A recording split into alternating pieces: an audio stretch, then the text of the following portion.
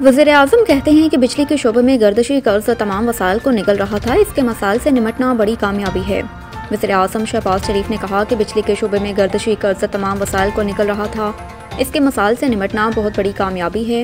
شعبہ توانائی کے گردشی قرضے کے خاتمے کے منصوبے کی اسلام آباد میں منعقدہ افتتاحی تقریب میں نیو یارک سے ورچوئل خطاب کرتے ہوئے انہوں نے کہا کہ گردشی قرض تمام وسائل کو نگل رہا تھا اور یہ مسلسل بڑھتا جا رہا تھا۔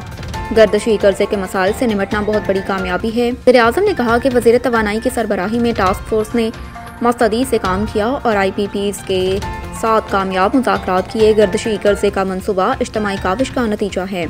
شہباز شریف کا کہنا تھا کہ بجلی کے شعبے میں لائن لاسز بھی بڑا چیلنج ہے، اگلے مرحلے میں لائن لاسز کے مسئلے پر توجہ دی جائے گی۔ گردشی قرض کا حل توانائی شعبے کے دیرینہ مسائل کے حل میں بڑی پیش رفت ہے۔